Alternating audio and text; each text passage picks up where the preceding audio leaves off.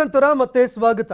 ಕೇಂದ್ರ ಸರ್ಕಾರದ ಬಜೆಟ್ ಬಗ್ಗೆ ನಮಗೆ ಏನೇನು ನಿರೀಕ್ಷೆ ಇಲ್ಲ, ಎಲ್ಲವೂ ಕೂಡ ಡಬ್ಬ ಅಂತ ಸಚಿವ ಸಂತೋಷ್ ಲಾಡ್ ಅವರು ಲೇವಡಿ ಮಾಡಿದ್ದಾರೆ.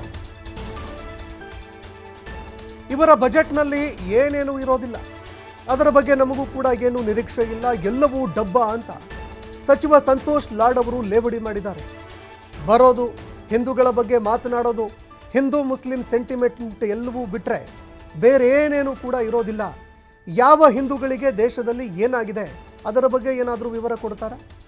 ಬಿಜೆಪಿ ಬೆಳವಣಿಗೆ ಬಗ್ಗೆ ಸ್ಪಷ್ಟೀಕರಣ ಏನಾದರೂ ಕೊಡ್ತಾರಾ ಅವರು ಅಂತ ಸಚಿವ ಸಂತೋಷ್ ಲಾಡ್ ಅವರು ಲೇವಡಿ ಮಾಡಿದ್ದಾರೆ.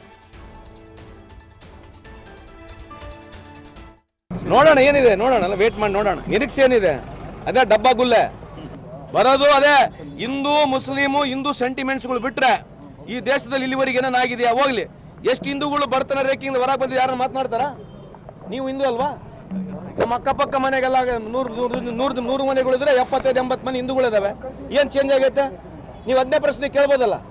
ನೀವು ಕೇಳಿ ಸರ್, ಹಿಂದೂ ಪರ ಬೆಳಗ್ಗಿನ ಸಾಯಂಕಾಲ ಮಾತನಾಡ್ತೀರಿ. ಇದು ಹಿಂದೂ ದೇಶನೇ, ಹಿಂದೂ ರಾಷ್ಟ್ರನೇ, ಹಿಂದೂಸ್ತಾನ ಅಂತ ನೀವು ಹೇಳ್ತೀರಿ. ಏನಾಗಿದೆ ಇದ್ರದ್ದು? ಎಲ್ಲದ ಹಿಂದೂಗಳದ್ದು ಏನನ್ನ ಹೇಳ್ತಾರಾ? ಡೀಟೇಲ್ಸ್ ಅನ್ನು ಕೊಡ್ತಾರಾ? ಇವತ್ತು ಪಾರ್ಲಿಮೆಂಟ್ನಲ್ಲಿ ಒಂದು ಟೋಟಲ್ ಡೀಟೇಲ್ ಇದೆ, GDP ಡೀಟೇಲ್ ಇದೆ. ಅದ್ರ ಬಗ್ಗೆ ಬರ್ತಾರೆ, ಸ್ಪಷ್ಟೀಕರಣ ಕೊಡ್ತಾರಾ?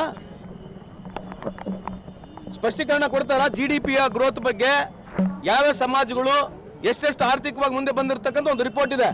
ಅದ್ರ ಬಗ್ಗೆ ಚರ್ಚೆ ಮಾಡ್ತಾರೆ ಅಂತ ಕೇಳಿ ನೋಡ್ರಿ. ನೀವು ನೋಡ್ರಿ, ಇದು ಏನೋ ಅವ್ರ ಪಿಕ್ಚರ್ ಹೊಂಟೈತೆ, ಓಡ್ಲಿ ಅಷ್ಟೇ. ಯಾರಪ್ಪ ಅಂದೇನೋ ಎಲ್ಲಮ್ಮನ ಜಾತ್ರೆ ಅಂತ ನಂಗೆ ಪಿಕ್ಚರ್ ಹೊಂಟೈತೆ ಬಿಜೆಪಿ ಅವ್ರದ್ದು. ದೇಶದ ಆರ್ಥಿಕ ಪರಿಸ್ಥಿತಿ ಇವತ್ತು ಅದು ಗಗನಕ್ಕೆ ಹೋಗಿದೆ, ಗಗನಕ್ಕೆ.